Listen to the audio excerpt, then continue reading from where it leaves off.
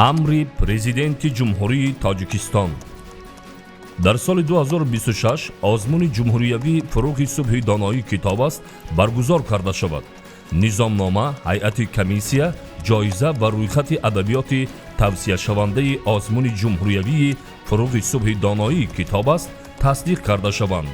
وزارت معارف و علم، فرهنگ، اکادمیای ملی علم‌های تاجیکستان، اتفاق نویسندگان تاجیکستان، کمیته‌های عاید به تحصیلات ابتدایی و میانه کسبی، تلویزیون و رادیو، کار با جوانان و ورزش، کار با زنان و عائله، مؤسسه دولتی کتابخانه ملی، دستگاه اجرایی پرزیدنت جمهوری تاجیکستان جهت در سطح بلند دایر گردیدن آزمون مذکور چاره‌های ضروری اندیشند. مقامات اجرایی حاکمیت دولتی ولایت مختار کوهستان بدخشان، ولایت‌های ختلان و سوخت، شهر دوشنبه و شهر و ناحیه‌ها اجرای طلبات امر مذکور را تامین نموده غالبان آزمون و آموزگاران، پدر و مادرانی را که شاگردان و فرزندانشان در دور جمهوریوی آزمون برنده شاه جایزه شدند از جهت مادی و معنوی هوسمند گردانند.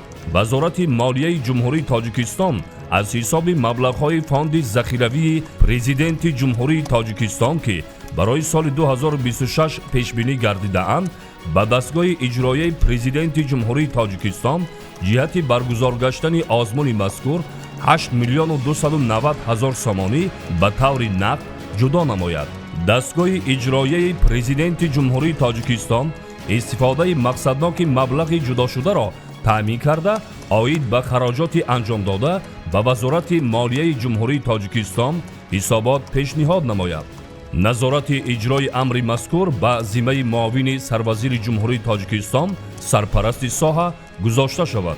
پرزیدنت جمهوری تاجیکستان امامعلی رحمان، شهر دوشنبه، 1 ینور سال 2026.